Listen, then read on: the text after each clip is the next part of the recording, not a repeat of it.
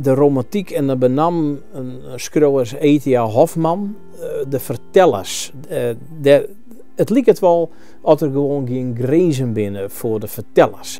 Er wordt hield iets een verhaal openen. En het is benam dat Grutte daar ik wel van houd. Het is wel wat het zusteren. Het had ik te krijgen met het fantasierieke. En net zozeer mijn rousgift uit die tijd, dus echt een opiaten of zo, daar zit ik net een soort aan. Maar om de geest nog rommer te krijgen dat er al is. Maar ik houd heel soort van dat vertellen van verhaal en ook van die schilderkunst. Je kan schilderen hiermee worden en je kan bezieken om worden te schilderen of verhalen. Maar alleen je hebt gewoon met twee heel verschillende verhalen te krijgen. Verven en worden. De insteek moet zo wezen, je kan wel zitten hier en ik ben er heel goed in worden om knoppen om te draaien. Nou zit ik hier in een gedicht of in een verhaal en nou stap ik in de wereld van de schilderkunst.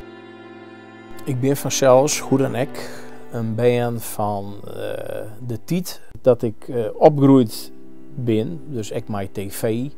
En hoe dan ik, zal ik een heel soort zaken meepakt ha over oplossings in, nou ik zeg maar zelfs al die series op tv die je als band zeggen en de wijze van presentatie. Dus de eind van verhalen. Dus ik wil bij een clue. Maar later kwam ik er achter dat ik een heel soort had met Chaucer van de Canterbury Tales. Op de wijze, hoe hij schreeuwt, had wel te krijgen met sitcoms, situation comedies. Daar had dus een begin dat de onwitende haatfiguur, de protagonist, die oorkomt wat. In het midden is het al hier chaos en op het eind is er oplossing en verlossing en neem maar op. Maar hij is de persoon, de haatpersoon die ondergaat al die zaken, die elementen. Maar de lezer weet alles. Dus die volgt dat gewoon. Die denkt, nou, weer die man nou weer wat hier al in mij, dat is wat. En Chaucer die zwaarde dus voor die drie elementen.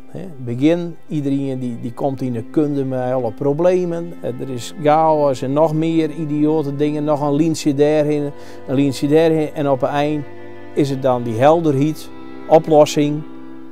Wat dat onbelangrijk is, echt muzikaal wel een beetje. Er komt nog een rest, een romte voor een slotakkoord. Oh, en ja, dat is... Ja, daar houd ik eigenlijk gewoon wel van. Er zit wel wat kritiek in. Alleen in dit geval zit er echt een punt van behoorlijke realiteit in. En dat zit vanzelfs altijd wel in de romantiek. Het verhaal van Hofman beginnen echt wel gauw behoorlijk in de realiteit, maar die rennen dan al gauw uit het spoor. Dus er komt er wat fantasieën in, of wat boppen natuurlijks, maar dan altijd wel in een beetje een dreamtast dan. Je bent nooit wist van of het nou echt is of dat niet. En dat is echt het fraaie. De romanticus. Daar lei de schilder lekker te koesen.